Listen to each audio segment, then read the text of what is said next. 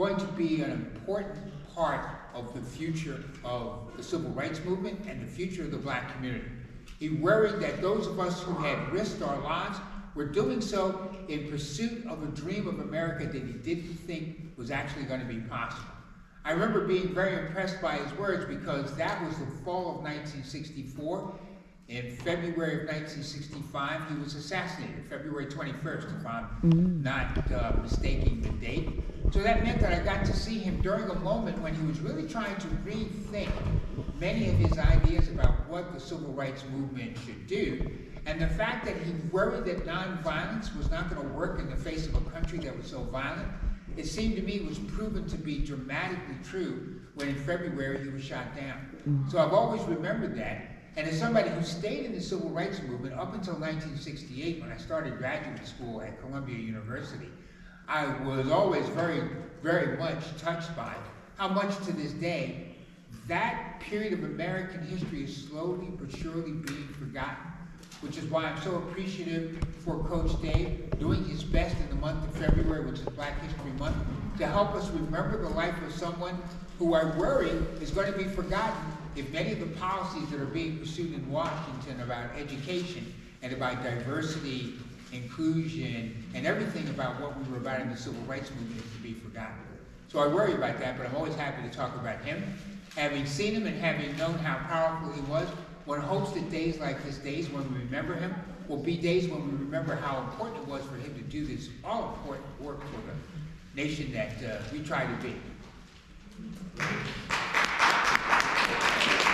Okay, so what you're seeing, this is the reason why we had Malcolm X Day. Because in Washington Heights, hardly no one is celebrating Malcolm X or Black History Month that much. And when they do, it's celebrities and not neighbors. So we have an authentic person here who walked and worked with Dr. King, Malcolm X, Adam Clayton Powell, and all the rest of them. And they did their job so well, I get the success, I get the support, because he was trained so well how to help and build and not just complain. And now, this is the part that O.B. Bing was very, very big on, is making sure the community grew from these events. So, he's my top supporter. He's now gonna interview or talk with my top dreamer for 5 or 10 minutes and find out what the dreamers are doing. You know who you are, come on up to the front. Tell the person the name, top rider, shows up at the most events, right up on stage. Y'all two can sit or stand, whichever way you decide to do it. How about we sit? Okay. Huh? What you want to know? Oh, she's in one of the top 5 students in PS 128. Wow, that's awesome.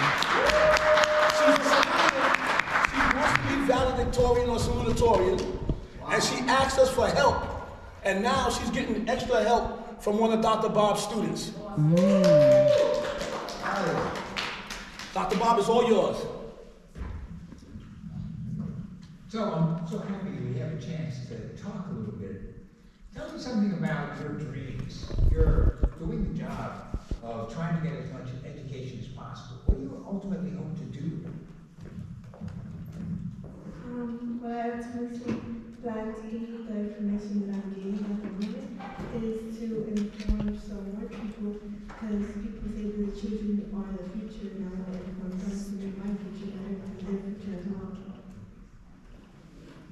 Very good. So what kind of career do you imagine you'll choose for yourself? If you're all about the business of informing, does that mean you want to be a teacher, educator? What do you have in mind at this point? I think of being an educator or a teacher. Is there a particular topic in education? For example, would you see yourself working with young children? Would you work with kids in high school? Would you be a university professor like me? Do you have an idea about what type of teaching you do or what sort of student you'd like to have? I'm guessing middle school or high schoolers. Say more. Why middle schoolers or high schoolers? Why them and not, for example, much younger kids? Because when you're in middle school, that's when your brain starts to develop and So tell me more about what you think can be done to improve the education of young people today. You're, at this moment, thinking about a future where you might become an educator, so you must have some ideas about what you'd like to see change about the education that you're getting. Are there things that you'd like to see that we should know about? Well, for example, some kids need more help in seeing how things work, and maybe you can change the way people can see it from a different perspective. Very good. So are there particular courses that you really like in school that you find really particularly interesting? If so, what would those courses be? Math and history. Ah, mathematics. How far are you along in math? I probably far, but not that far. Okay, very good. And one of the big things that happens with math is people use it to help with computers. How do you feel about technology? Since coaches trying to, for example, have this broadcast be a way in which believers become more technologically oriented. Are you thinking of ways in which your math education can help with technology? Well, it can help people get by and to let other people know faster and quicker. So I guess to like make sure that people are informed and get to know more and faster. Very good. So can you tell me something that you just studied very recently? Some set of facts maybe that you've been interested in trying to learn more about? Is there a topic that has got your curiosity so you're really interested in learning about it and maybe informing people about that? Like any topic at all? Well, any topic at all, anything that has captured your interest. I guess like back when it was the Civil War. Ah, the Civil War. So the Civil War is a big turning point in American history. Why did you choose that particular part of our history to focus on? Any reason? Because there was a lot going on. There was many people fighting, and there was different reasonings. Does that have some connection to today, for example? Do you think that since people have been talking about maybe we're going to have a civil war, do you find some connection between the studies you've done of the Civil War way back then and what you see happening in the country right now? Well, they almost maybe, but things are way different from back then from now. They are very true, very true. What do you see as the biggest difference between then and now?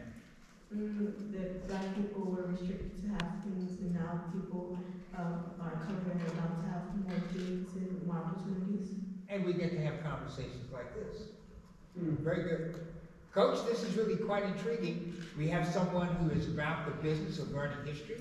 And I think the best way to understand the present is to learn how we got here. A real pleasure talking to you. Thank you. Thank you very much.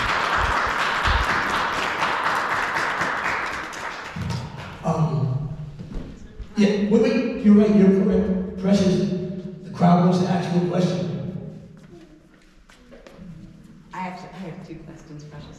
I hope you don't mind my asking, but I know that education was not always so easy for you in the younger years. You had to overcome tremendous obstacles that would have floored most people. Most people, maybe myself, would have been so discouraged and given up. How do you think the adversity, the difficulties that you had as a younger student help you and will help you as a teacher later in life? I think the problems that I had as a student helped me see how I can get better and how I can make the problems I had and see them in other people and help them, because people like you and Dave helped me go through them. So I think that with people that are like just like you and Dave, I can help them as well.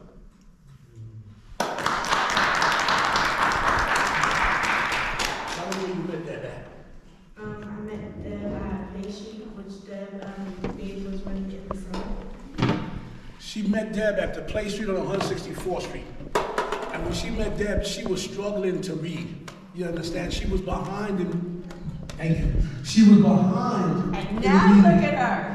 Now, she's at the point where we meet for practice at 7:30 in the morning. She beats me there and she has her book open. You You understand? She's dealing with a book open.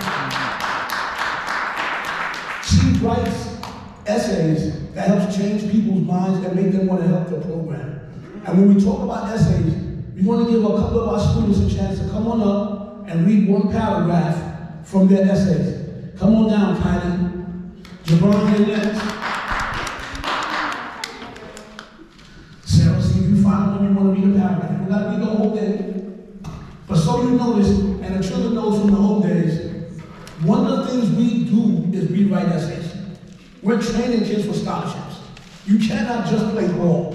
One day that essay is going to be worth $100 or $100,000. Well, it's not $100,000 anymore. Now it's more like $250,000. When you get a free ride, it was $100,000 when I started. And the idea is we don't want our children to be afraid of reading and writing. So we reward the best writers. And then the top 10 students who are going to Dave & Buster's are my top 10 writers. And here's 5 of them right now. Kylie, are you ready? I know you're shy, but Mom is here. Come on, Miss Kylie from Castle Bridge. Woo! You got supporters. This is about Saturday. On Saturday, there was these women that came from a church and gave us toys. They asked us about what we liked and our names. The whole Saturday club turned into a talent show. They asked us what we're talented, and yeah. The kids were so shy to go first, and then the women sang a beautiful song that they sang in church.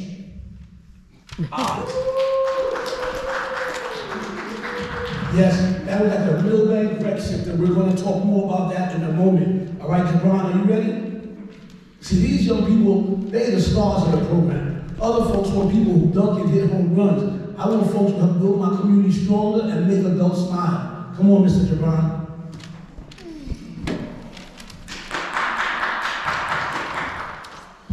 I got it.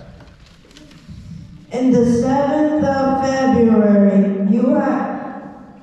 Take the mic down just a little bit. You got a good voice, go. In the 7th of February, you have promoted me into coaching, which I feel very proud of. I know you can count on me because I can see where people are using too much force or shooting weak. My brother taught me how to shoot, so I'm pretty good on knowing that someone is not doing a correct layup. Going to the gym and mailbag, I have seen good moves on defense and offense. Yes, Jabron is new to the team, but he will be on the Dave & Buster's trip. He comes through his sister Sarah. Come on down, Sarah.